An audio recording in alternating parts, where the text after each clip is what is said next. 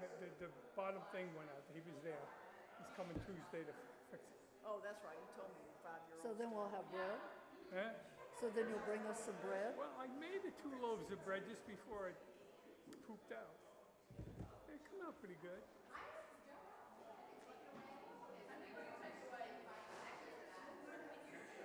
Yeah, I just enjoy cooking. That's all I do all day sometimes. Just cook. I hate it. Hate it. Cooking, yeah. What, hon? I hate cooking. I like eating. That's funny, I love cooking, and for me, it's meditative. Yeah. I put the music on, and then I just cook all day. I make stuff, put it in the freezer, and it's there. Like I said, if I were married to you, I would never cook. Well, Marie cooked for all.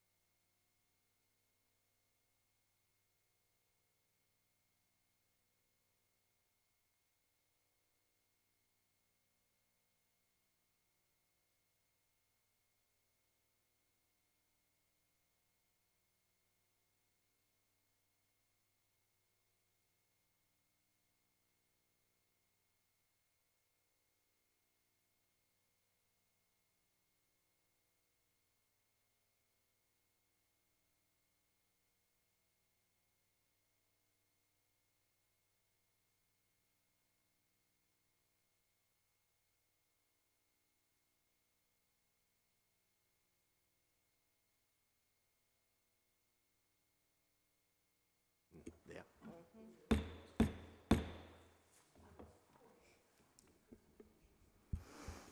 The City of Southport Board of Aldermen and Planning Board Special Joint Meeting, March 30th, 2023, is now called to order.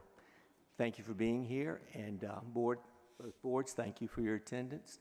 Thank you those of you in the audience and those watching virtually, and thank you, City staff, for being here today. Our invocation tonight will be our Reverend Alderman Lowe Davis, and this will be followed by our Pledge of Allegiance. Please stand.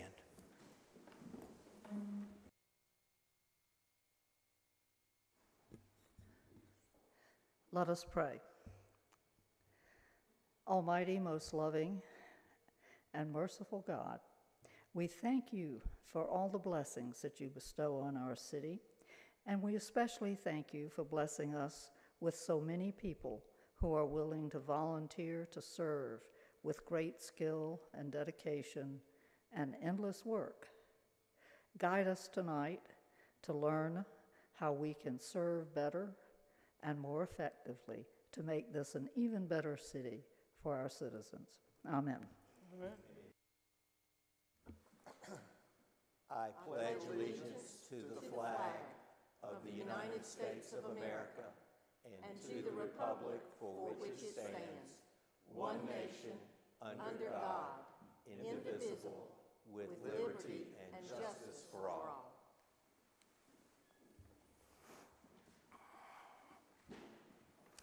Thank you, Alderman Davis, and definitely the blessings that we all have. Item D is approval of the agenda of the joint Board of Aldermen and Planning Board. I'll entertain a motion. Motion by Mayor Pro Tem, second by Alderman Allen. Any discussion? Okay. All in favor? Aye. Okay. Motion carried. Thank you. I have just brief introductory remarks, and then we will hear our presentation. Today we hear from City Attorney, Mr. Brady Herman. He will give a presentation on the role of the Board of Aldermen and the Planning Board with respect to the responsibilities each board has with respect to developments, large or small, that are presented to the city. There's an algorithm, timelines, committees that the Planning Board follows, as does our city planners. So I look forward to this presentation. One of the things that I want to say that in general is that when I became mayor, one of my first meetings was with the Department of Tourism to institute initiatives that did not exist. Streaming of our meetings, meeting agendas online for all boards, a newsletter, Southport Connected, that enables us to get information out to our citizens immediately, and mayor's video updates. So we have upgraded our technology in our meetings. We have the Vive board. We have these new microphones everyone can usually hear now. And so I'm proud of the progress that we've made in this regard. So I feel like it's important to recognize our community relations in that regard. And I want our citizens to see what we see and hear what we hear. So there's full transparency. So that's what you are seeing tonight. And again, I appreciate both boards being here. I want to thank Chairman Hodgen, Sue Hodgen, and the Planning Board for the tremendous job they have done working through many new developments presented to our city and to city staff.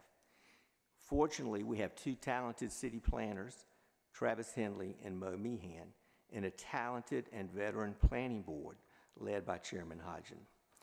We're also fortunate in our board liaisons, Mayor Pro Tem Karen Mosteller, who was a member of the planning board at one time, and then our former city planner, John Allen, Alderman Allen. So we have this veteran planning board, we have these great liaisons, and we have two planners now. So this is such an important meeting to set the ground rules for the responsibilities and what each board needs to do. And developments are going to continue to come. It's not going to stop. And if you look and compare what it was like 5 years ago to now, there's a tremendous difference. If you were to do a bar graph of the number of developments presented 5 years ago and then 2022, 2023, and the size of those developments, it's a whole different Southport. So I know, First Lady, you enjoyed your time on the planning board, but I know that you're glad that Ms. Hodgen has taken the helm, and we're happy that she has and doing such a good job. So I look forward to Mr. Herman's presentation, and board, again, thank you for being here.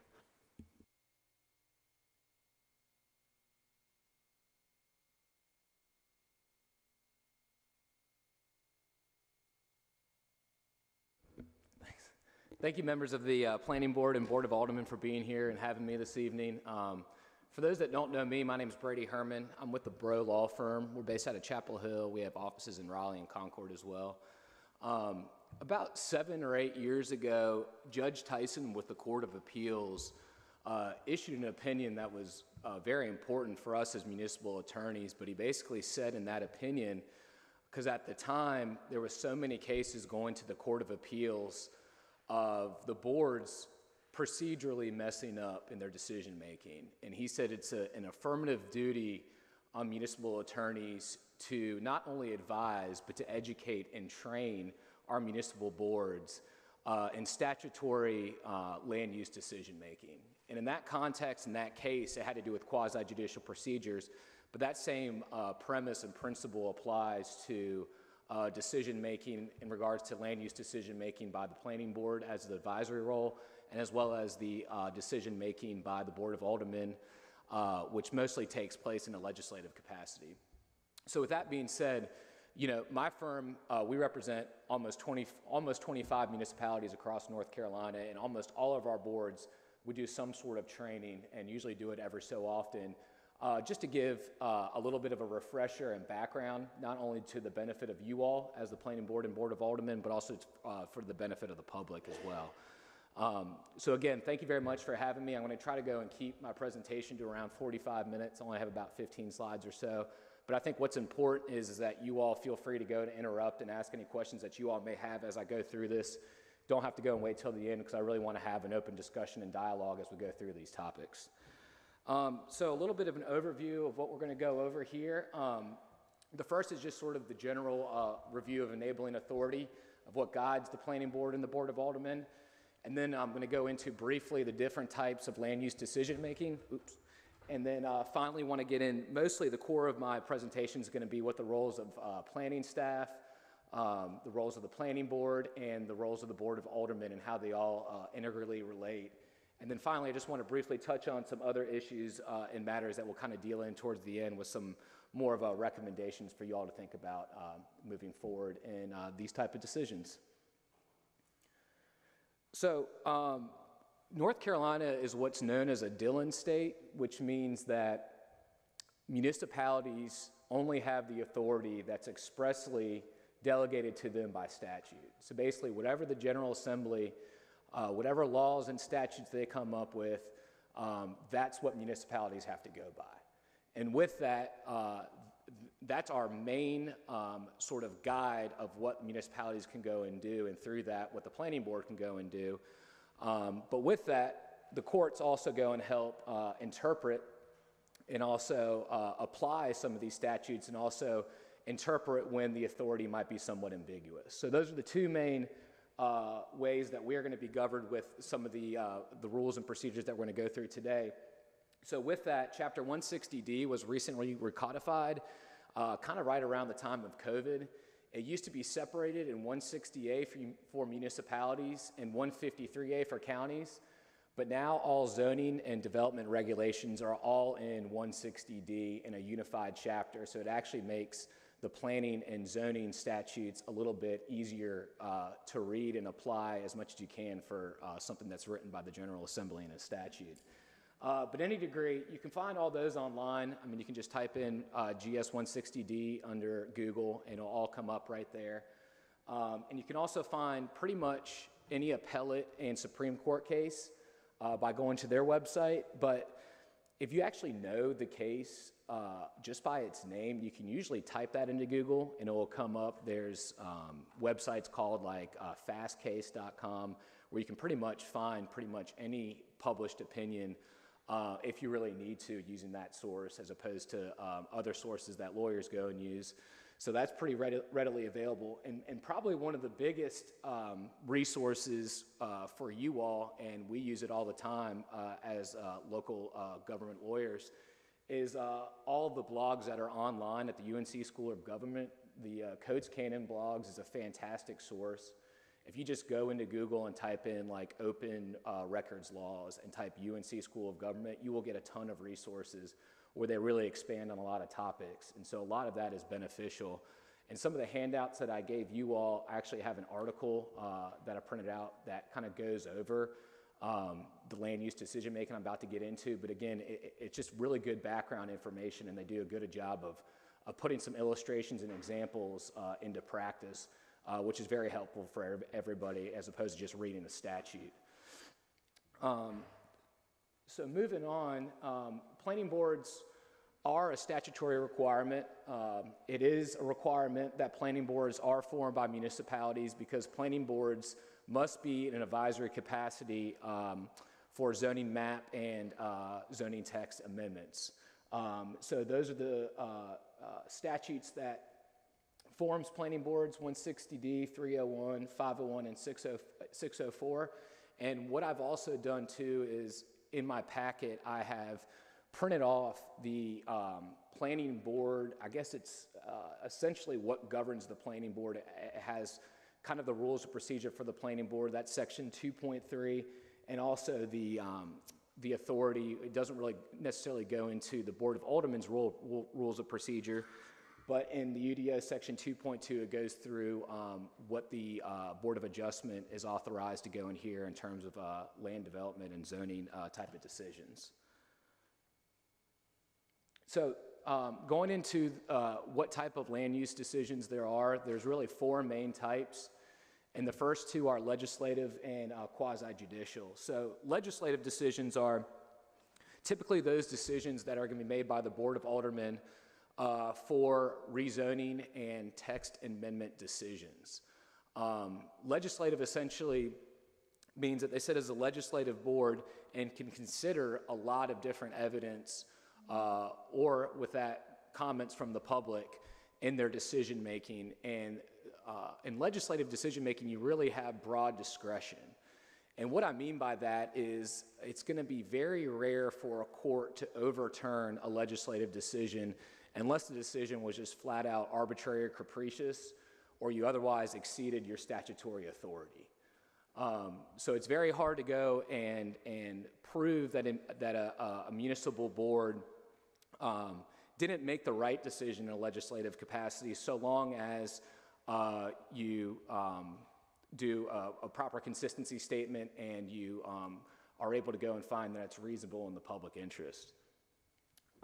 Moving on to quasi-judicial, I'm not going to touch too much on that this evening because that's really in the view of the Board of Adjustment for these decision making. But a quasi-judicial decision is essentially a miniature court hearing where evidence is presented and sworn testimony is taken on a specific set of standards where facts are applied, and the Board of Adjustment actually sits as the judge and jury in making the decision based on the facts that are entered into the record at that hearing. Like I said, it's a little bit similar to a miniature court hearing. The rules of evidence don't apply, but a lot of the same due process principles do apply, meaning you will have the opportunity to go and present your witnesses and also cross-examine other witnesses at that hearing. And the most important thing about quasi-judicial is you can't have any evidence come out outside that hearing, which is a little bit different than, let's say, a legislative decision. But again, most of these are by the Board of Adjustment, and those include variances, special use permits, and also appeals of staff decisions, which those typically involve notice of violations or an interpretation of the ordinance. Next, we have administrative decisions. And so what these are essentially an application of the objective facts on a specific set of standards. A lot of times staff makes these decisions, but the planning board also makes these decisions in regards to major site plan approval. Now, the key thing with administrative decision making is it always referred to as checking a box. It's either they're approved with it because it meets the standards of the ordinance, or it does not. It's all objective. There's no subjective decision making on those type of decisions. And typically, the most common in terms of at the staff level is zoning compliance permits, building permits and also minor site plans. Those were usually involved where you have like an exempt subdivision map. So those are the things that can be approved administratively at the staff level.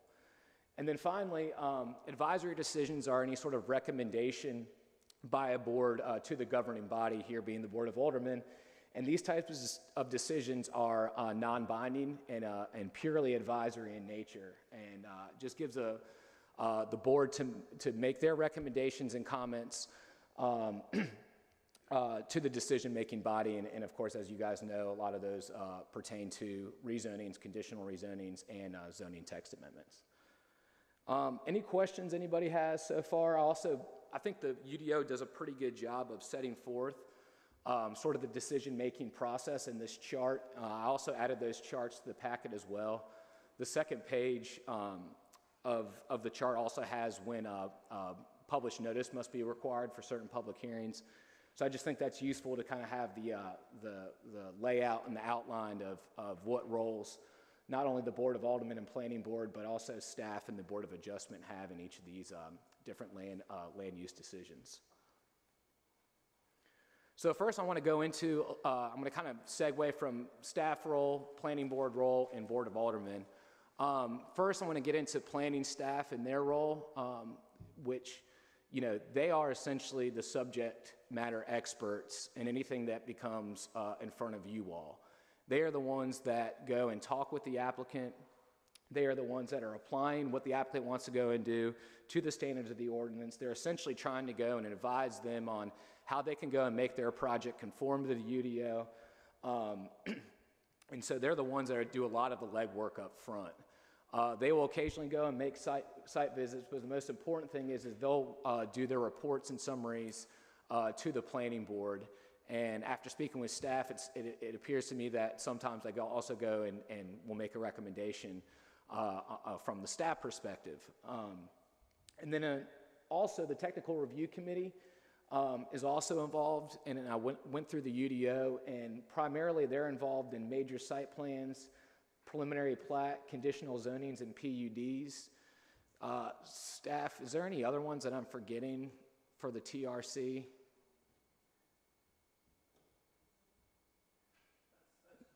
Generally it, and also just according to the UDO, and Travis might be able to go and give a better sort of occurrence of when this happens, but it says it's at the discretion of the zoning administrator of when they are used.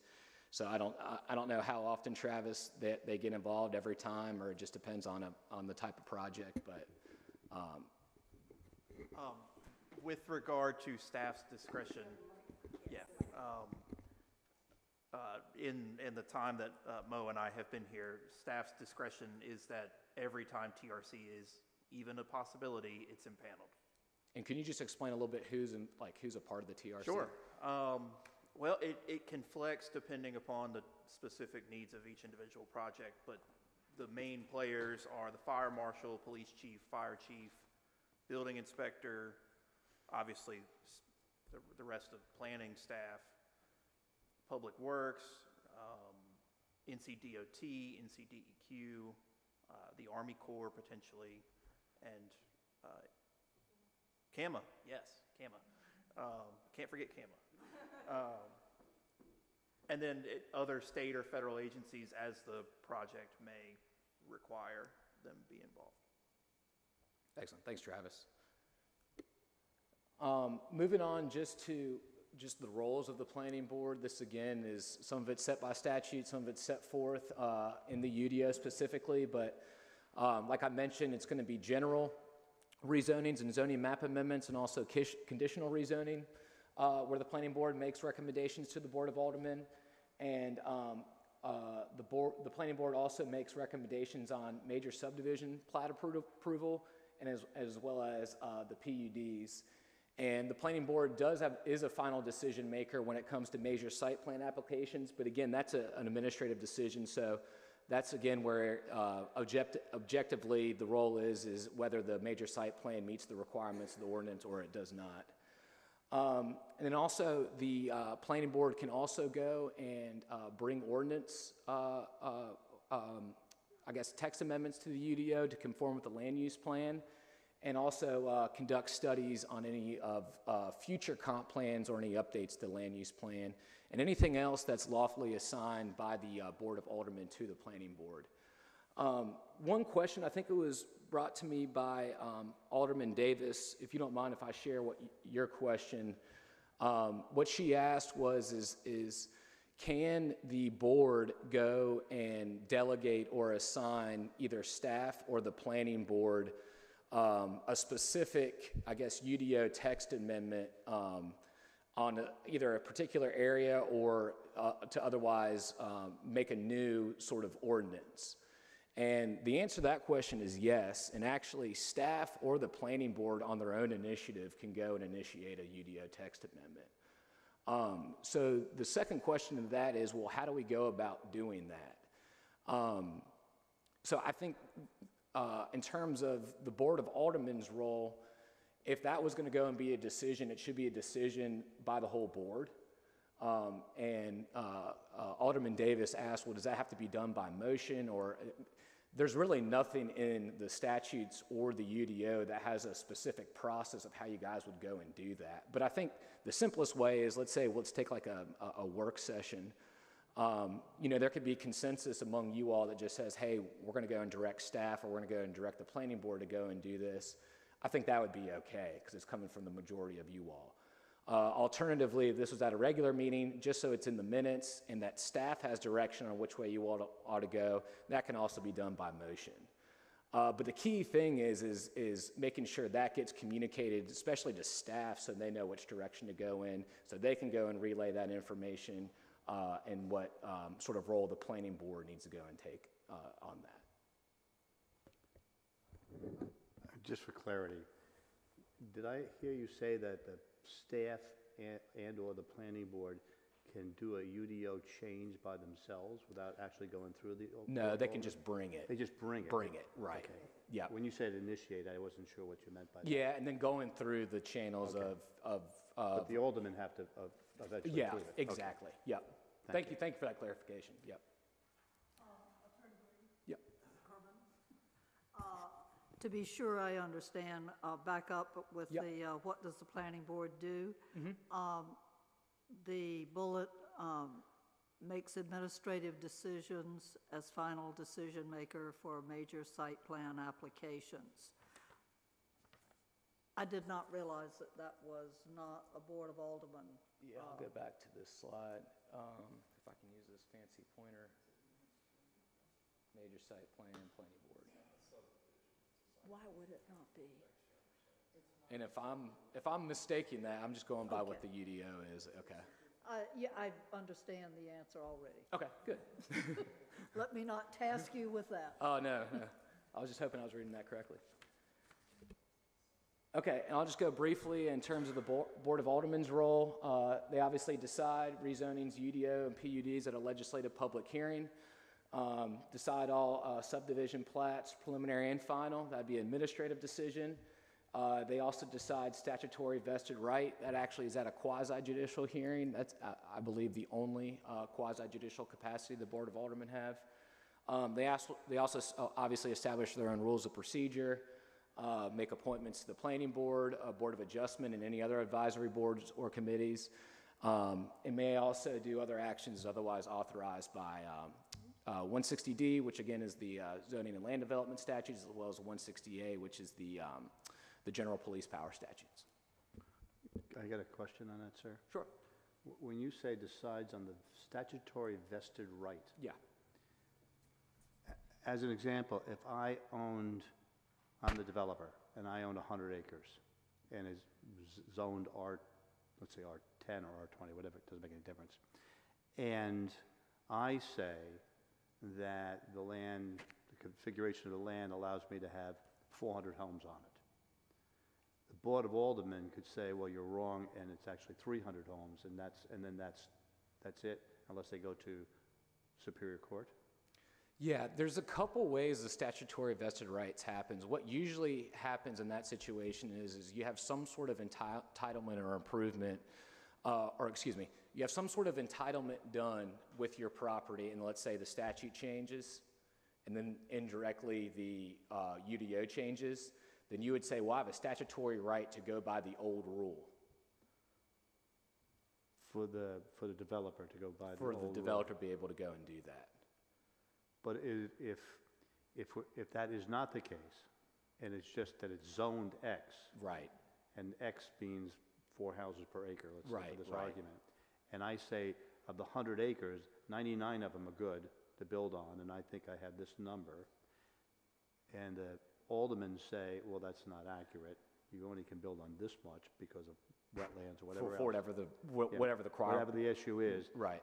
the aldermen had that quasi-judicial hearing right. If he was trying, if the application was to go and get a statutory vested right, the answer to that would be yes. Because otherwise, I'm trying to go and, because otherwise they would either need a rezoning or a conditional rezoning. I mean, that would something that would sort of be hopefully flushed out at the staff level, if not the planning board level, of how they would be able to go and do that. Well, I'm just using real-life cases now, I'm not going to particular. The landowner, the developer, said that they had X number of residential units they're allowed to build. And it was dramatically more than what the What's city current. was saying they had a vested right. And did they to get do. something approved at They all? didn't get anything approved yet. No, I think. Correct. An example of, Yeah, essentially a vested right is if I've already been approved, I've already had valid government approval, right? And then some sort of law changes, and for whatever, let's say COVID, COVID would be a good example, delays my project 3 to 5 years. Statutes change, the UDO changes, and I have a statutory vested right to build according to that governmental approval. Okay.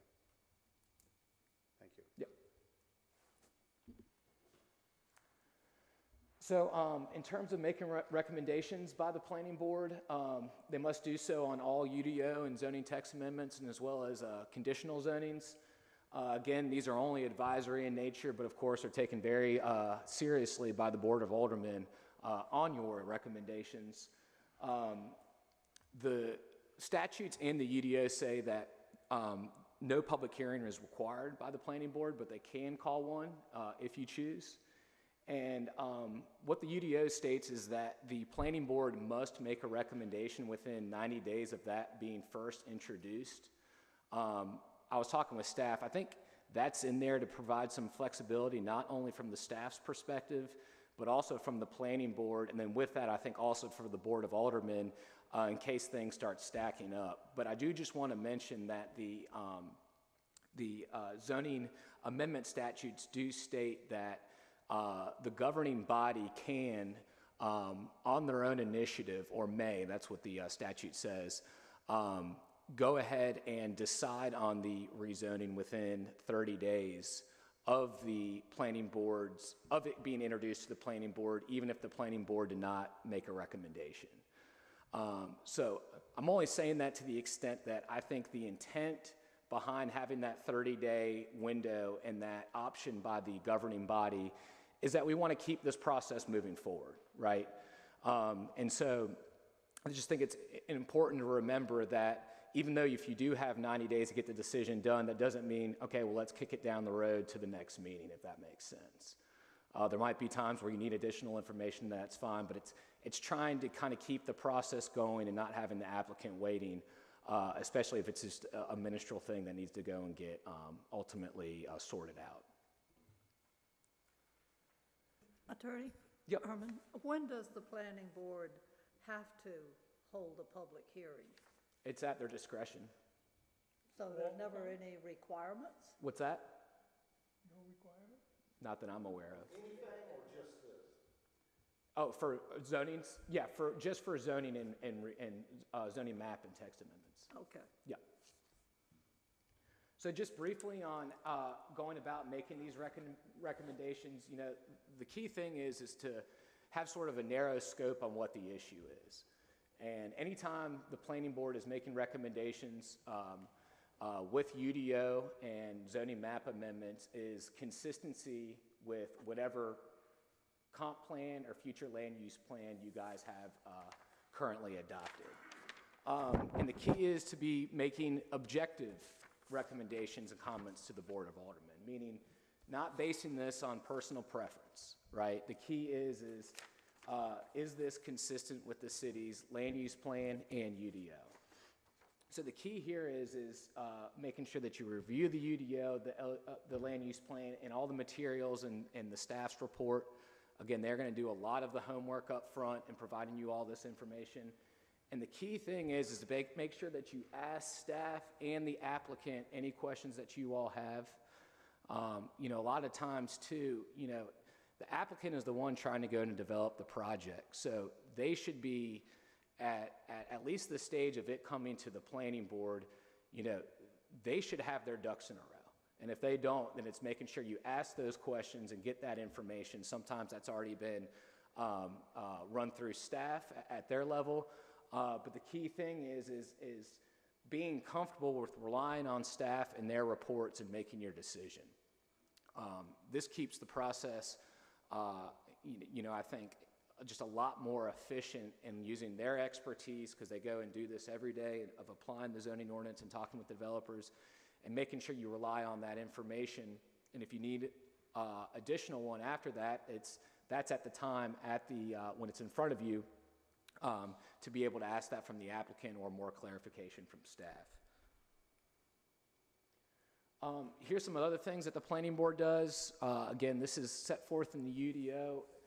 At first, I thought it was some things that I haven't seen much before, but I've actually come across some other ordinances that have this exact same language. But they also review and make recommendations. Besides making recommendations on zoning and text amendments, is the extent, location, and design of all public structures and facilities, the acquisition and disposal of all public properties, and the establishment of building lines. And then finally, the planning board can also form informal subcommittees, so long as it's not more than 3 planning board members, because if anything more than that would be a quorum. But the UDO is very specific that it's only to assist in the study of specific questions and problems. So the way I interpret that is this should be used on a very seldom, specific, and complex cases where you all need to go and form the committee when it's sort of a necessity to do so. Because a lot of times staff is already going to be able to go and do a lot of that legwork up front. So again, I think this will create the decision-making process to be more efficient for not only the planning board to make a recommendation, but eventually for the Board of Aldermen to make their decision based on y'all's recommendation. And this, again, will sort of help keep sort of any of the lines of crossing the open meetings laws. And I think it just balances out having consistent information provided to all planning board members and as well as the public. In other words, if just 3 members are really in on a topic, let's say it's traffic or a condition of the road, they're going to have so much information that's relayed to the planning board that they're not otherwise able to go and digest. So you basically have 3 trying to tell the other 4 of what they came up with, where that will have to happen in some scenarios, but it's best to kind of have a level playing field of getting all the information at one time, if that makes sense. Anybody have any questions on those points? Again, this is kind of all in that section 2.3 of the UDO in terms of the planning board's role. Okay, so the Board of Aldermen, again, you guys also have to go and have a consistency statement for all zoning and text amendments. The key besides that is whether whatever it's a text amendment or a rezoning is reasonable in the public interest. Keep in mind, and this is very specific in the statute, and by the way, some of the rezoning statutes that I've mentioned, I think they're in the back of your packet there. I've put the planning board and the governing body zoning text amendment statutes, but the key is this board and also the planning board, to the extent of making a recommendation, is you can find that the zoning or text amendment is not consistent with the land use plan, but still approve the rezoning. And, you know, sort of I guess an easier sort of example of when that happens is, let's say, and a lot of municipalities have this, their comp plans are very outdated, they're 20 years old. Or there's a certain area within the city or town that's developing very quickly. The area is changing. So there otherwise might be reasons for you all to go and approve a rezoning when it's not otherwise consistent with the land use plan as is. But the key is to be very clear in your decision making, and again, whether it's reasonable in the public interest. And for the alderman's sake, there's, in the statute, they list about 5 or 6 factors that will help in that, whether it's reasonable in the public interest. That actually comes from a case, I believe it was in the 70s or 80s. It was a Supreme Court case that set forth those exact factors, and they ended up incorporating those into Chapter 160D when that was recodified. To make sure that I understand it, from one of your other slides, that one, one of your other slides talked about the planning board does. Does the planning board have just number 1, or do they have 1, 2, and 3? Yes, the statute, that's a really good question. So the statute for the planning board just has the consistency or inconsistency. So it's either it meets or it doesn't meet. But I always say the reasonable and the public interest also sort of tie into that, if you will.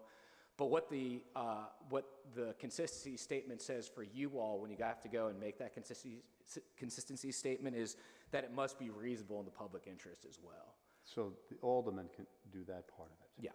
Okay. And I actually, a couple years ago, and this is still going on, one of my municipalities, we tried to oppose a biochar production facility, which is right near their lake, which has their drinking water. And we tried to, and it's still in litigation, so we didn't get it thrown out, but what we said is, listen, court, they didn't go and adopt a proper consistency statement. And this is before 160D came effective. And we had some pretty good case law in there, and they eventually threw out that claim, but what the statute says now is that any governing body's consistency statement, the consistency statement itself is not subject to judicial review. So you could basically say, X, Y, and Z rezoning to the H1 zoning district is consistent with the land use plan and is otherwise reasonable in the public interest. That statement alone cannot be challenged in court. For both the alderman and for the planning board? Yeah, it would be y'all's decision that would be challenged, not the planning board, unless the planning board made like a huge procedural error in some way. Like, for example, if they never got an opportunity to make a recommendation. Okay. Does that make sense? So let's say I've seen this before, municipalities don't have a planning board and just go straight to you all. That would be violating the statute. Okay. Okay, so going into voting, all members must vote unless they're otherwise have a conflict of interest. And I think it's 160D-109. I put that in your packet there. This kind of lists out the conflict of interest statute. But essentially, do you have any sort of direct, substantial, or identifiable financial impact regarding the property or the applicant at issue? Or do you have any sort of close familiar relationship with the applicant or the property? Those are the times that you would have a conflict and should otherwise go and disclose that and probably most likely recuse yourself. Just keep in mind, and most rules of procedure are like this, and I'm not quite sure how y'all's are written in terms of the planning board or the board of aldermen, but let's say if someone does disclose a conflict of interest, but for whatever reason they say, I can be unbiased, the board thinks otherwise, they can by majority vote whether the person needs to go and recuse themselves. And sometimes it's at the discretion of the chair, and it varies a little bit. But in terms of when you should go and recuse yourself, you can either say, hey, I'm going to go and recuse myself on number 3 of the agenda, or you can just state so right before that item comes up, just so it's clear for the record that you're not going to go and participate or otherwise vote on the matter. Is this different from the 501c3 statute about conflict of interest? Or are they both, do they? The 501c3? Yeah, where if you were a board member of a 501c3. Oh, yes, and it is. You not only cannot vote, but you can't talk about the topic. It's different than that one, right? It is different because that actually, and you guys obviously got educated on it because that, I think, came into play maybe a year and a half ago. Okay. Yeah, that's a different statute that just got amended for that. So this is kind of like the catch-all standard that's been in effect for a long time. Well, and the mayor can correct me on this. I believe we had to change our code of ethics to receive some money from the state So we mirrored their language. document. Wasn't that how that worked out? Yeah. Remember, we had a vote for the 501c3. Alderman, that's the one too where it's like if you try to go and obtain any sort of money or give money to a nonprofit, and if anybody's I think an officer on that nonprofit, then they can't otherwise participate or vote. Yeah, you're exactly right. So that'd be something very similar and same sort of recusal process.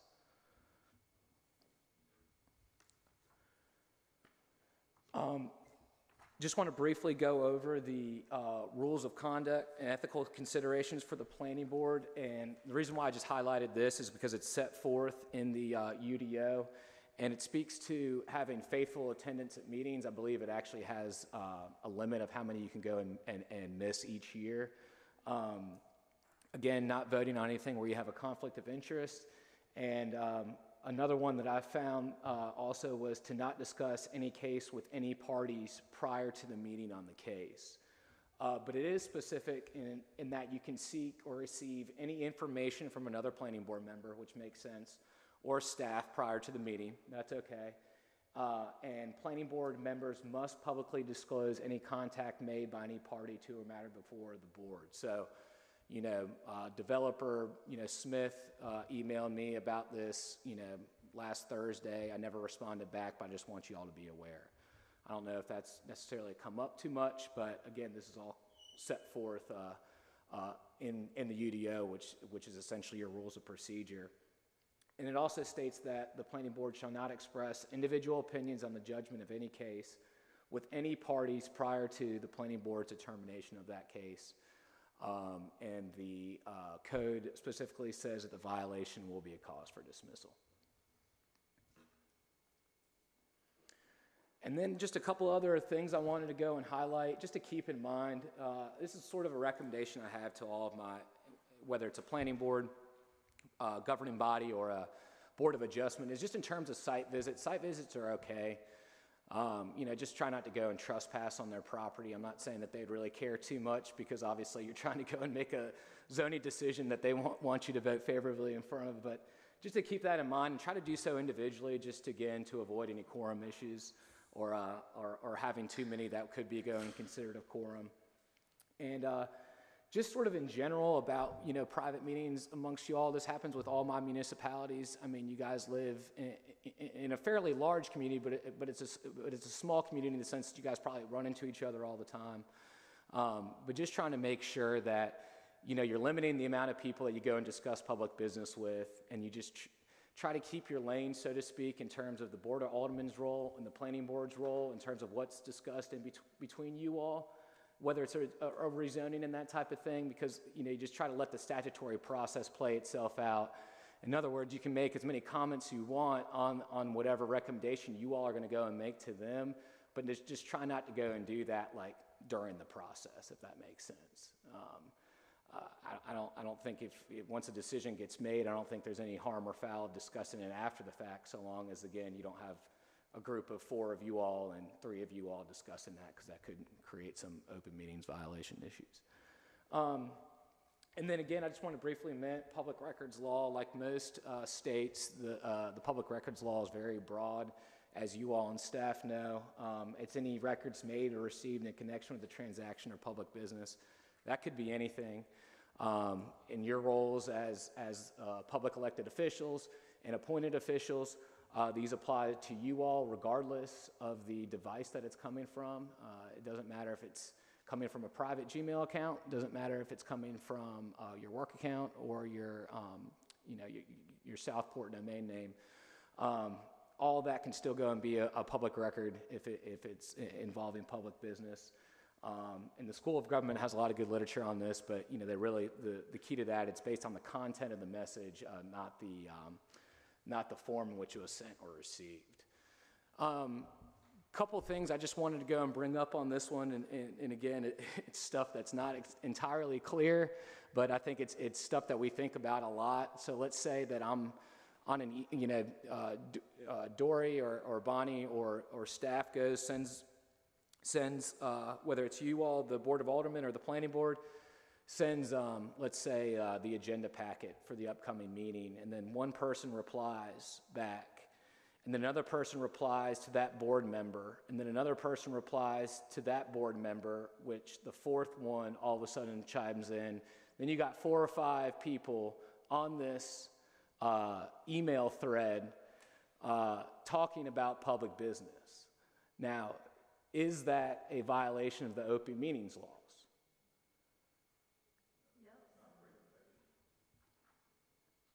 I think it's a gray area.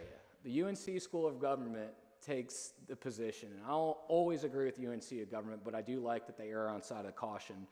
But they do, a lot of times what I've learned in law school is it depends, right? So it's a lot of gray. But I think what they opine is the open meetings laws refers to simultaneous communication.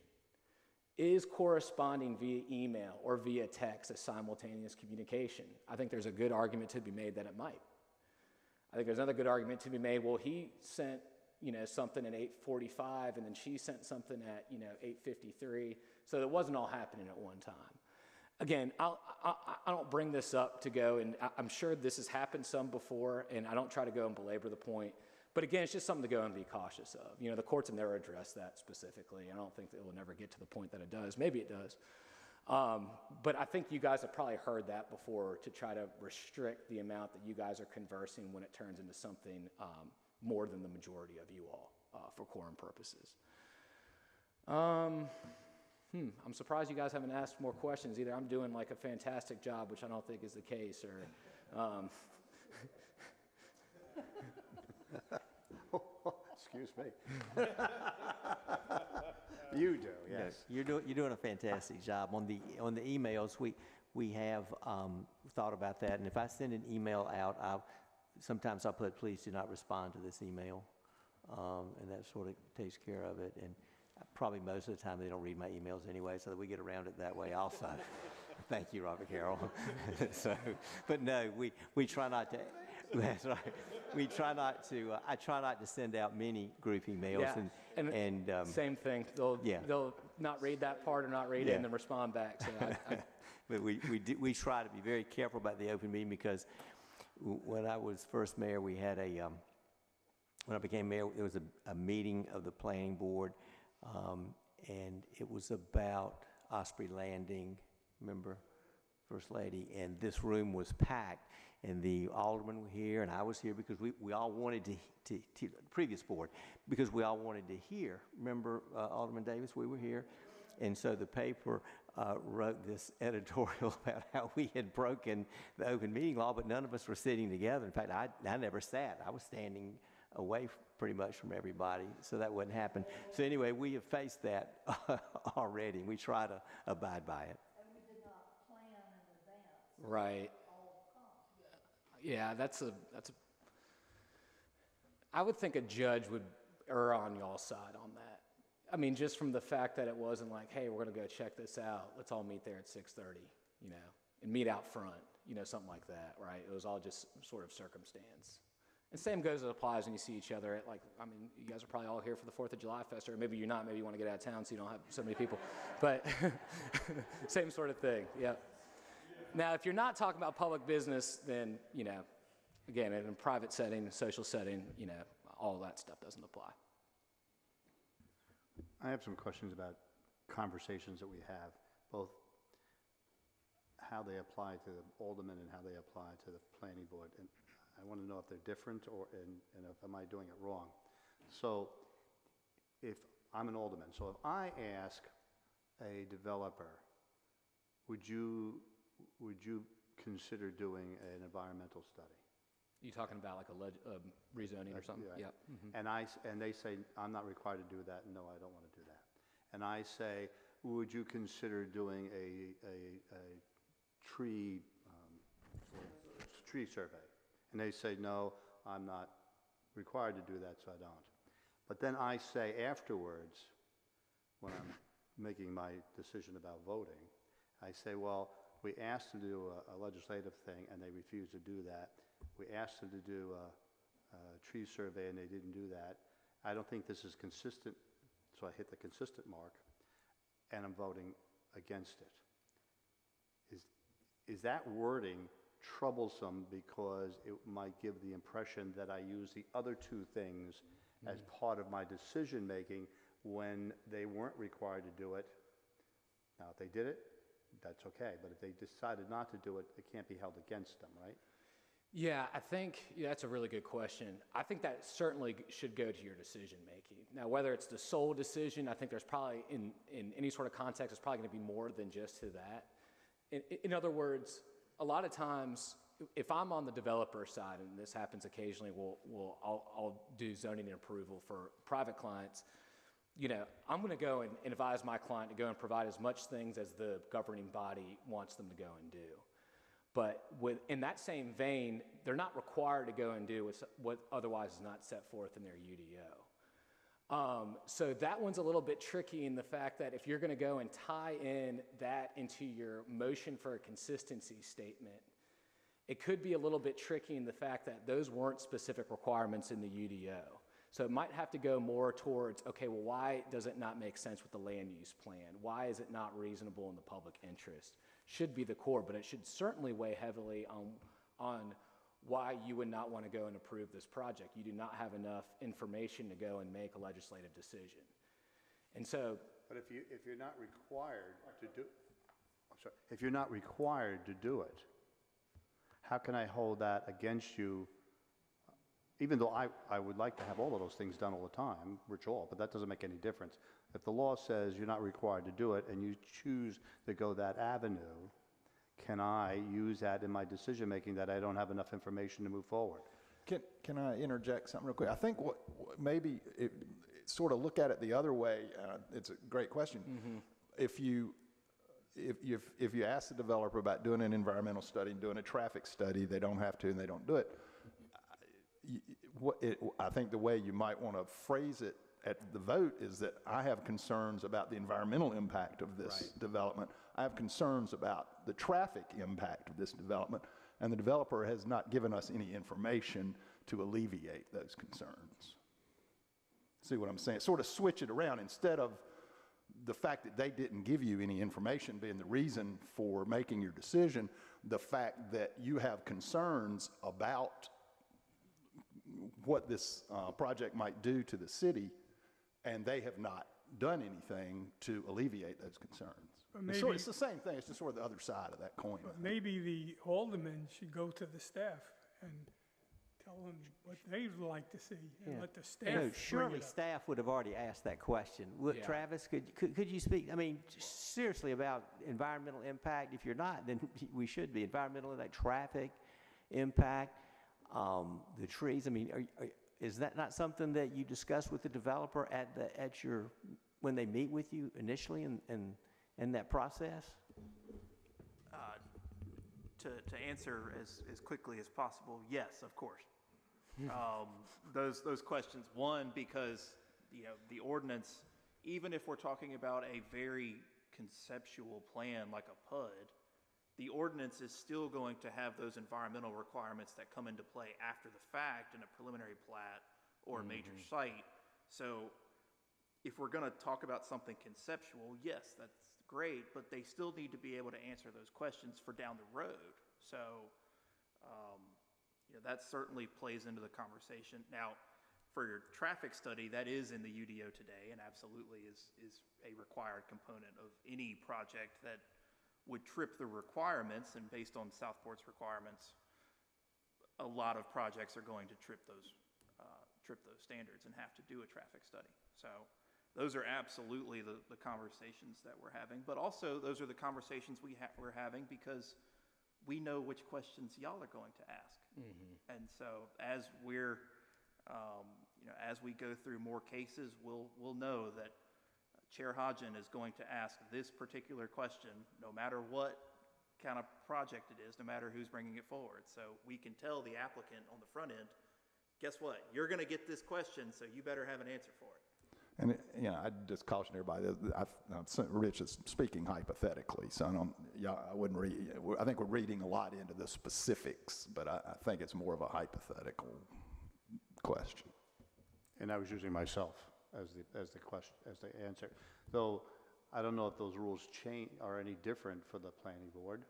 we're here for both sides to learn, but I was concerned about some of those questions because of my lack of knowledge on this topic. So I enjoyed John's and your input on this, and I may come back again and ask you more questions about how we word that correctly, Yeah. so that we don't stumble. And a lot of times I'll see, and this kind of echoes a little bit what Travis was saying, you know, of course, stormwater is always a big thing, you know, but most municipalities don't have their own stormwater regs, so they'll just say, you know, that will be something that needs to go in and get approved and controlled by DEQ once any zoning approvals are otherwise done. So it's again, going back to Travis's point, where sometimes, you know, these things will get ironed out after the, you know, whatever's a sort of zoning compliance stage, but then eventually they're going to have to go and meet or show that they're going to go and meet sort of these other studies or environmental issues, whether that's stormwater or traffic and so on. So for the aldermen, can we comment about the exterior looks of a building as opposed to, not from your slides, I'm not sure that the planning board can do that because does it have walls and does it, you know? I think are you talking about like aesthetics, like personal preference? Yeah. Yeah, that would go, I think, more into, that's being less subjective and more into the personal preference category. But again, I've seen people that, I mean, I've been in planning boards that I've represented all the time that just say, you know, I don't really know if that looks really good. Can you change up, you know, a little bit of the facade, you know, between buildings so it looks better? And the developer will go, sure. You know, I mean, there's stuff that goes on where they can go and ask the developer, you know, if they'd be willing to go and adjust and that type of thing. I don't think necessarily that goes to a whole reason to go and disapprove a project, but I don't think that's the only reason that you're going for. I'm sorry. Wouldn't you suggest that the aldermen not get involved in that? Because they're making the final decision. And if they want to know something additional, they should go to the staff, like I said, because then the builder, or whoever is developing, will not get the impression that, hey, he voted against me because I said. Yeah, and I think, I don't know, maybe I was answering the question in terms of the capacity of the planning board, right? That was the question. Yeah, to go to the planning board. You know, I think, again, you're welcome to go and ask anything you want to the applicant and staff. You know, I mean, I'm not going to sit here and say that you should go and disapprove a project just because, you know, it's got 4 windows instead of 5, or, you know what I'm saying? But I don't know. I know we're creating an historic district. I don't think we have any, but I don't think we have any other standards in the UDO that would apply that fact pattern. I don't know. Well, there actually is one section of the UDO that is architectural standards, but its application is pretty narrow. Okay. And it's just commercial, by the way. It's not residential.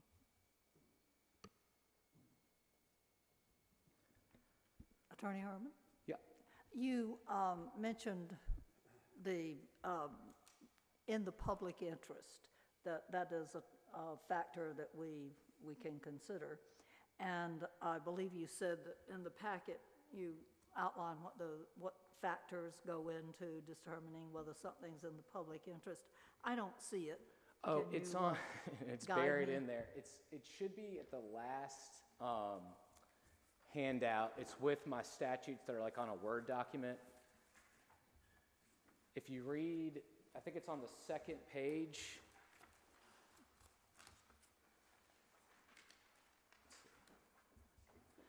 Tell me what it looks like. So it goes, so reasonableness and the public interest, they kind of go together, right? And so if you look in the middle of GS 160D-605, paragraph B, the statement of reasonableness may consider among other factors, and then it lists 5 different things. Go back up. At the end. All right, so it is on the next page, the last page. Okay. Does anybody want to guess what case or what the issue was in that case that created these factors? So when we go and do zoning, I guess what's one thing that, whether it's the planning board making a recommendation or ultimately you all making the decision, what do we somewhat try to avoid? That if it's legal, it's illegal in North Carolina. You'll know the term once I go today, but it's spot zoning, right? So spot zoning is legal in North Carolina unless it's unlawful. And I know that doesn't, but again, why we want to go and put it like that is you can't have spot zoning. There's certain situations, but that's how you analyze it, right? It's We hired this guy. factors. Probably makes a lot of sense. You're like, huh, all right.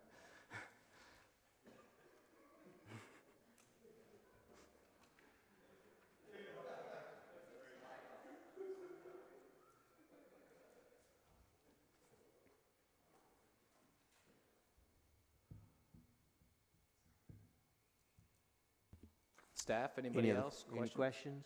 Staff, planning board? Planning board's kind of quiet. Y'all mighty quiet over there. I don't want us to be accused of staying quiet for a whole meeting. Don't do that in my life, I don't think. Thank you. I do have a question about in our UDO concerning the planning board itself, if we go to membership vacancies and meetings, discussing our alternate members. We do have, obviously, an alternate city and an alternate ETJ member. Is it required that they be, since they are members of the planning board, must they be voted into a meeting if they're going to take the place of an absent member? We have been, customarily, I've just been making a statement that the alternate member will be in full voting capacity for this meeting, and then taking them back out of that at the end of it. Is it necessary that they be voted in, a motion be made and they be voted into regular capacity for that meeting? Yeah, is that a require? I know that's something, I don't know if it's necessarily in the UDO, but I think that goes to clarification for the minutes and for staff. So when they're going and writing up the minutes and it's clear of which alternate is in and which one is absent. So if we clarify it in a statement at the meeting, is it necessary for a motion to be made and then be voted in? Well, I've seen it done both ways. I'm going to go and defer to how staff wants to go and handle that in terms of the procedural, because I think there's a reason why they wanted that to go and happen, just in terms of clarity.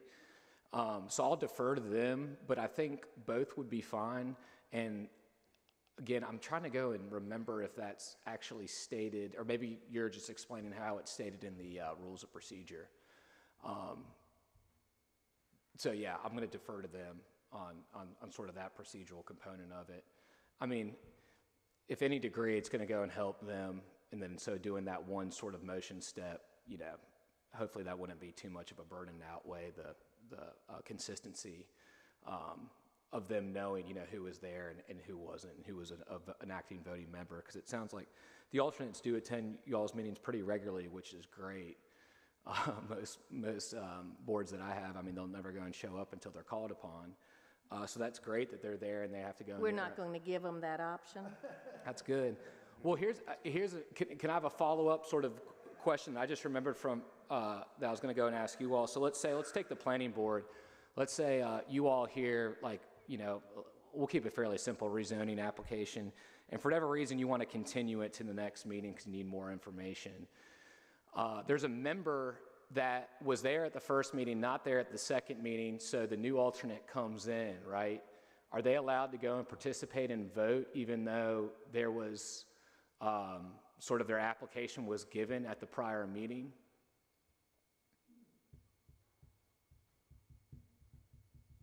Have y'all ever run into that before? I can't recall right off the top of my head, but for us, when alternates come into regular seats for that meeting, they have all the authority. They make votes. Right. And so, and that's of course correct. Where I'm sort of getting at is the alternate wasn't there at that first meeting. Let's put that in hypothetical, even though they always come, right? So since they weren't at that meeting, did they get all the information at that meeting like everybody else did, even though they missed that portion of it and now they're there at the second meeting? Well, I would say we're fortunate in that we've begun, I hope, to broadcast all the planning board meetings too, so that an alternate would be in the position to have gotten all the same information. They're going to get their packet like everyone else does, like every member does, and so they'd have access to that virtual, being able to go back through that recording, so they would have all the information. Yeah, and so you went through it. That's the answer, right? As long as they're able to either read the minutes or at least have some sort of, you know, if there's minutes to go and be provided, they have that, but at the very least have all of that same information that you all were provided at that meeting previously. And kind of to a more extreme, I remember looking into this issue before. Let's take like a quasi-judicial procedure, right, where the rules are a lot more strict.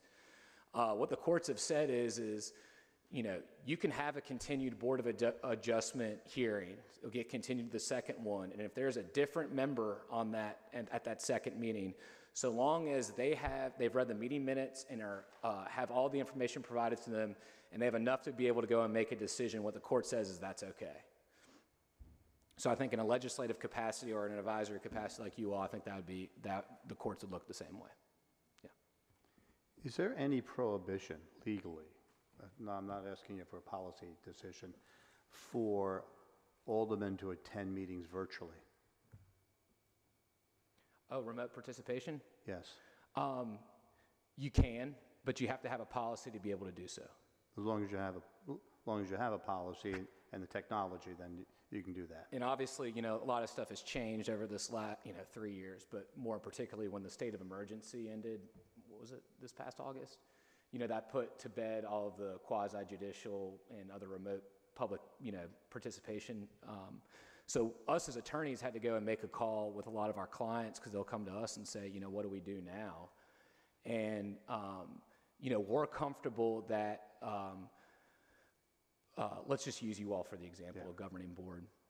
As long as you have a policy in place and as long as there's a valid quorum with physical members that are present, then you guys would be That seems to mirror the other states that I've looked at, but I couldn't find anything one way or the other for Yeah, and North Carolina. I'm hoping the legislature will, just because it's so new with how the state of emergency laws, that they'll go and maybe add language in there. I don't know if they will or not, but that's a position that we're doing. Now, there is a caveat to that is quasi-judicial, I just advise nobody should be participating remotely. It just, there's too many arguments that could be made on the other side, and again, I'm putting myself as devil's advocate that could say, we didn't have due process, this person wasn't even paying attention, or you had a witness that, I couldn't hear him, I couldn't cross, so you see what I'm saying? So usually we put that would be sort of the only thing that we recommend saying, nothing quasi-judicial, so Board of Adjustment, everything, in terms of the quasi-judicial hearings. Now, whether or not this board wants to do that is another question. Exactly. But I just want to know if there was a prohibition from it. No. Okay, thank you.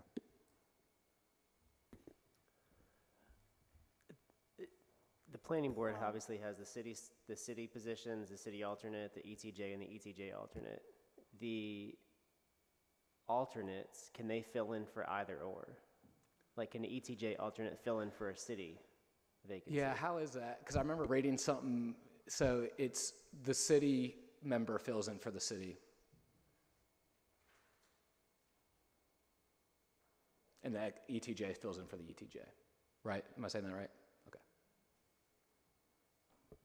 I have a ethics question for social gatherings. Is it permissible for, say, the planning board to have a cookout at somebody's house and there's more than 3 members of the planning board there? Is that permissible? Yeah, I wouldn't go and tell me about that. No, I'm just, it's a social gathering. I think you're okay. I mean, it's just to really limit, you're going to have other people there, right? So it's just, it's a small community. So if it's one of those where, they're correct, just not, but again, I always try to keep that line there. You got to live your life too, outside of, capacity as appointed board member and also capacity of them as public officials. So I think legally from that fact pattern, that would be okay.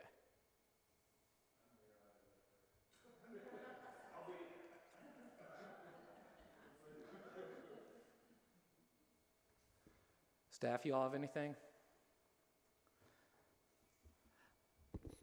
Just a quick question. We recently sent a message out requesting that the alternate members not sit directly with the board because I think it's confusing. If you will please just speak about that, please. Thanks, Dory. I meant to get to that. It was in my notes and I forgot to. So, I think the theory behind that is they're able to go and participate just like a member of the public. And, I don't think we need to go and tuck them in the back and make them not be like they're a part of the board.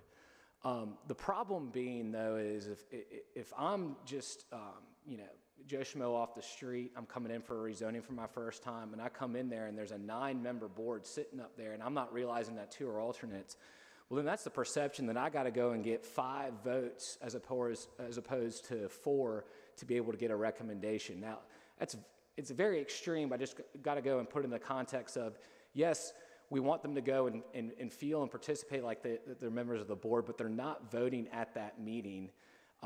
They're not entitled to vote because they're still alternates at that point. So it is good to go and have some sort of delineation, between the main board and the alternates, just so it doesn't give the appearance that it's a 9-member board. And it also goes, and again, it goes back to helping staff of knowing, who's present at that meeting, and making sure that they know, which 7 are there or 6 or whatever, to be able to go and do so. So, that's something that I typically go and see is if the alternates are there, they're sitting just a little bit further away, maybe on the first row or something like that. Well, we had this discussion when it first came out, and because they are still members of the planning board,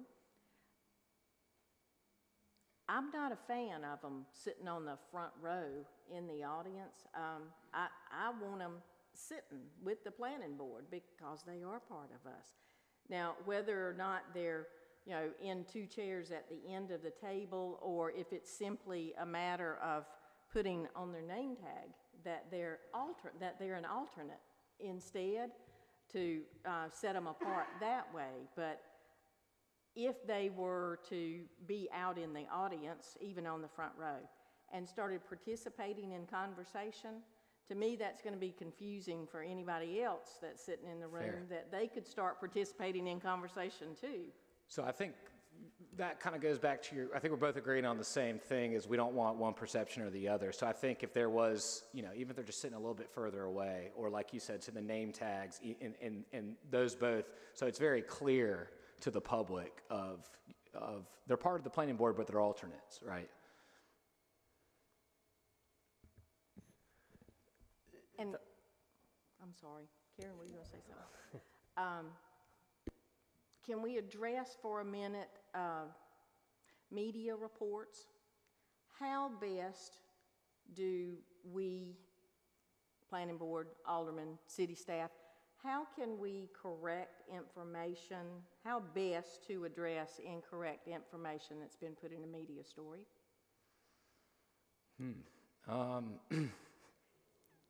I'm not a PR specialist, so I don't know how my legal advice could help here. I'm just going to go and say that, this is a political realm to some degree, so there's always going to be disagreement. There's always going to be the public that really likes y'all's decision-making and really doesn't. I mean, that's kind of the world that we live in municipal politics and all politics for that matter. I'm not sure if I know from a legal perspective how to go and do that. I think just like everything, if you start poking the bear, it could start getting bigger than it already is. So sometimes you just might have to take it on the chin, right? But also you want to go and protect if somebody is, liable or slandering you too. That I guess goes into more of what I could go and help with, but I'm not trying to go and give advice one way or the other, because I don't want to go and say something that's otherwise going to go and get this board or the planning board in trouble down the road. So I will defer on that question, just because it's not really in my legal sphere, so to speak. I think personally that it would be better to go through the city manager and get you guys out of it. So if there was a concern, get in touch with me, and then I could, and working with PR, communications is work with the best way to say it so it doesn't come out, as something negative and keeps you guys out of it. So I don't have an issue doing that.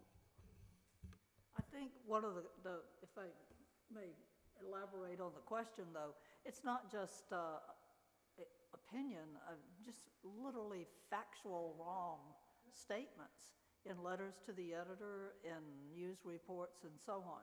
Addressing that, I think, is important. Otherwise, the community is left with wrong information. So over to you, City Manager.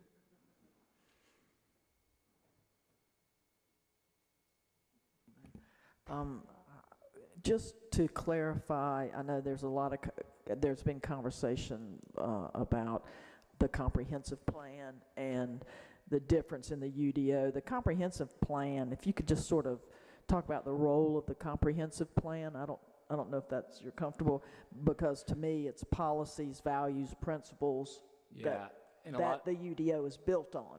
Right. And so it's not going to have the specificity of the UDO. And usually you try, it's somewhere in there, it will have something to the degree of future growth of whatever that, and that's usually your future land use map.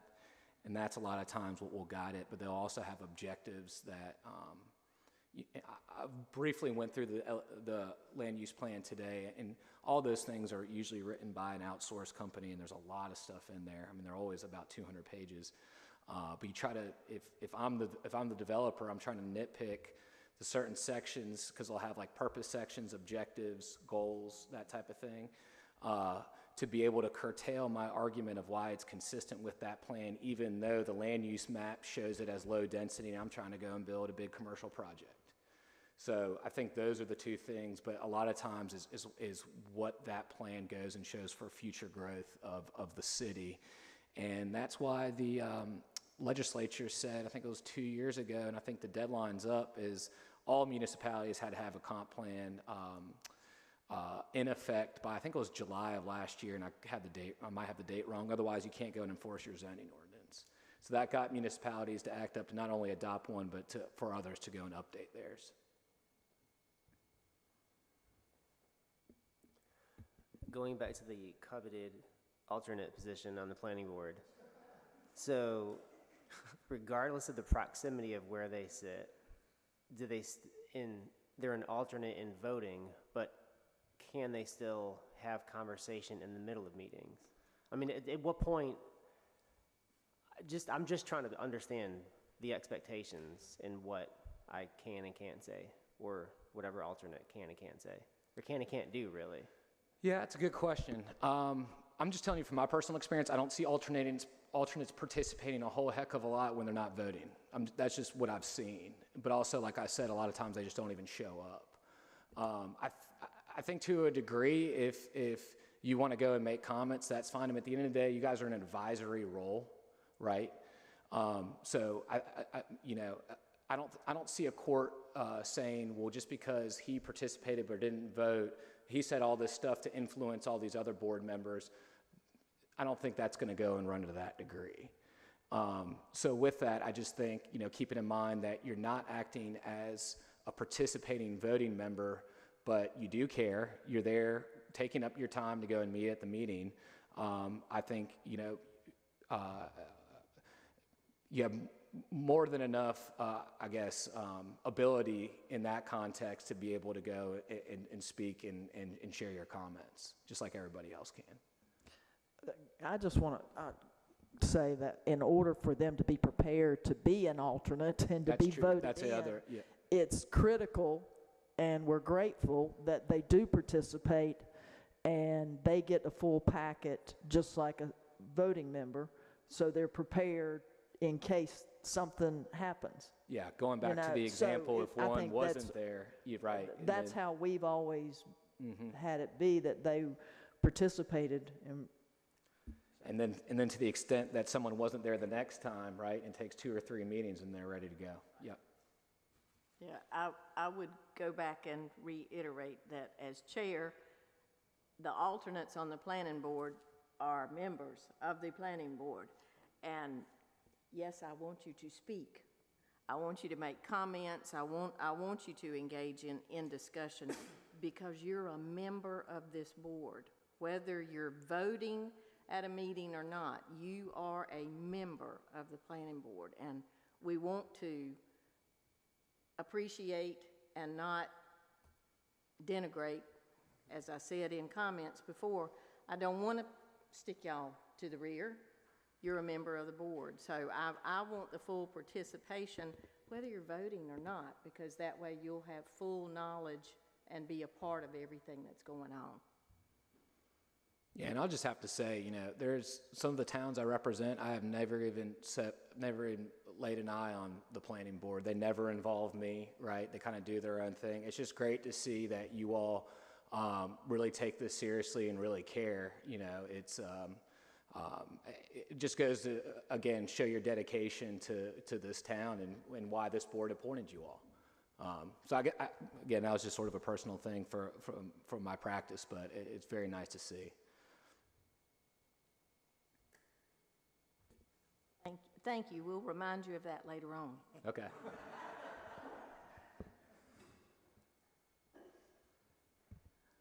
You'll be making weekly visits instead of monthly visits. Look out. Well, yeah, I really appreciate y'all's time, though. Thanks a lot. I'm out of your busy schedules to go and hear my spiel, but hopefully it was helpful. This was very helpful. Thank you. Thank you so much. So once again, another excellent meeting this week. Thank you for your participation. I only have one closing comment, and then we'll let the boards give their comments. Besides being an excellent meeting, the reason I'm wearing a red carnation, does anybody know why today? Doctor's Day. Yes. And the reason it's a red carnation is because, well, the reason it's today's Doctor's Day is because of March 30th, 1842, Dr. Crawford Long first used anesthesia in an operation in Georgia. And he was a graduate of the University of Georgia, I'll just point out. There we go. And go Dogs. Great for a century. And so it was a physician in Georgia, Dr. Aldermen. His wife felt like physicians should be appreciated at least one day a year. And so in 1933, she sent cards out to the local physicians, and she put red carnations on the graves of the physicians that were deceased, including Dr. Long's. So the red carnation is a symbol of that. And of course, my sweet wife brought that to me today for Doctor's Day. So we thank all the doctors in our area, particularly at Dozier Hospital, for the work that they do. And your own personal doctor, make sure you thank them for. We all have our personal doctors, and we thank them for taking care of us, and in particular for the work that's being done in Southport and at Dozier Hospital. So I'll start at this end with I'll let you go first, Madam Chairman, if you'll call on your members if they have any closing comments. Is there anyone that would make a closing comment, alternate or not?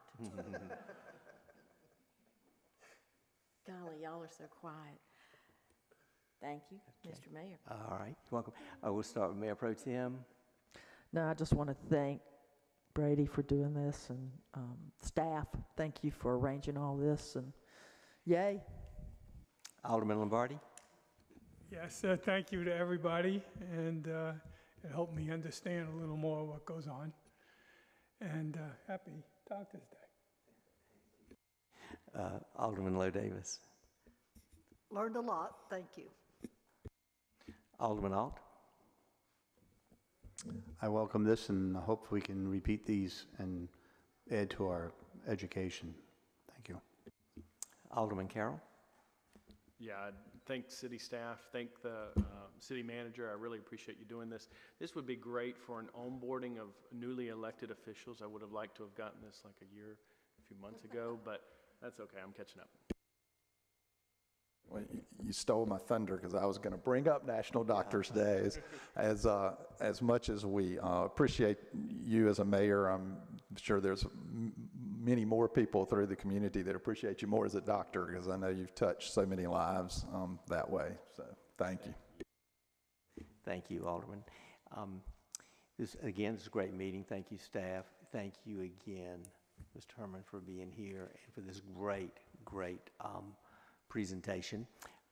Board, I'll entertain a motion to adjourn. Mayor Pro Tem, and second by Alderman Carroll. All in favor? Aye. Okay, motion carried unanimously. Thank you. Meeting adjourned. They'll keep the meetings short. Thank you. Thank you for everything. Great job. Thank you so much.